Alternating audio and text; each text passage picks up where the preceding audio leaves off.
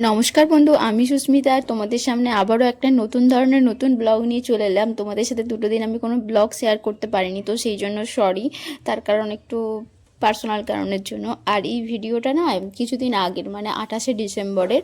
আর সেদিন আমি এই ভিডিওটা নিয়েছিলাম, যদিও এটা দুটো দিনের ভিডিও আছে। আর রবিবার আর সোমবারে দুদিনের ভিডিও নিয়ে আমি আজকে পোস্ট করছি। তো আমাদের গ্রামে আমাদের গ্রামে আরও দুটো অন্নকূট উৎসব হয়, তো সেগুলো আমি তোমাদের সাথে শেয়ার করার চেষ্টা করব। অবশ্যই যদি যাই শেয়ার করব।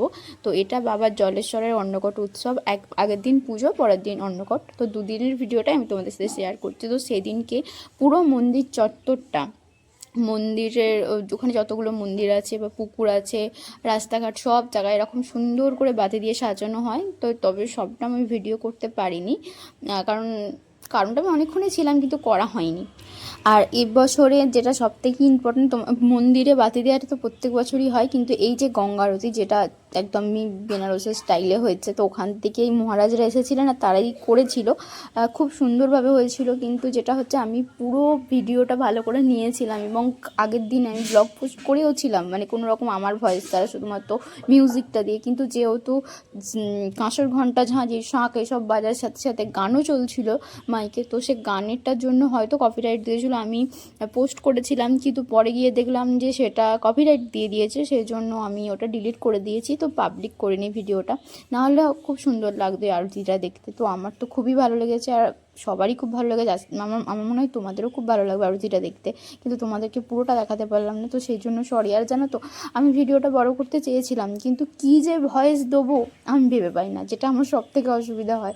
যে আমি যে কী ভয়েস দেবো, যখন আমি কিছু পোস্ট করি আমি শুধু ভাবতেই থাকি যে এখানে কী ভয়েস দেওয়া যায়, কী ভয়েস দেওয়া যায়, কী ভয়েস দেওয়া যায়। তো ভয়েস কী দেবো আমার মাথায় আসে না।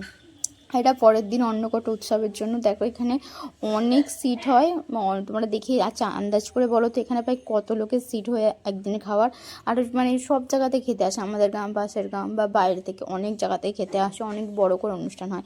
আর এখানে অনেকগুলো কিন্তু খাবার লাইনও পড়ে, আর এদের কিন্তু খাওয়া হয়ে গেছে, তো তখন এরা হাত ফাত ধুচ্ছে। আর আমি কিন্তু মানে সকাল সকাল খেতে চলে গেছিলাম 11টার সময়, 10টা থেকে খাওয়ানো শুরু হয়। আমি 11টা কি 10:30টায় ঘর থেকে বেরিয়ে গেছিলাম। তো মানে অত তাড়াতাড়ি চলে গেছিলাম বলে এদিকটায় অনেকটা কম লাইন ছিল, কিন্তু সেই সময় ওইদিকে আরও অনেক লাইন পড়ে গেছে, কারণ আমাকে খেয়ে এসে আবার কাজে যেতে হবে। খাওয়াই কিন্তু অনেক দারুণ দারুণ পোলাও, আলু কষা। প্রথমে আমার পোলাওটা খাওয়া হয়ে গেছিলো, আলু কষাটা তারপরে দিল, সেই জন্য আবার পোলাও, আলু কষা, শুক্তো, ডাল, তরকারি, মানে সবই নিরামিষ, পায়েস, মিষ্টি, চাটনি, তো সবই তোমরা দেখতে পাবে আমি যা যা খেয়েছি। প্রথমে গিয়ে খেয়ে নিয়েছিলাম, আর তারপরেই আমার 11:30টার মধ্যে খাওয়া হয়ে গেছিলো। 11:30, হ্যাঁ 11:30টার সময় করে খাওয়া হয়ে গেছিলো। তারপরে একটু এদিকটা এসেছিলাম, এখানে দেখো এদিকে আরও অনেক লাইন পড়েছে।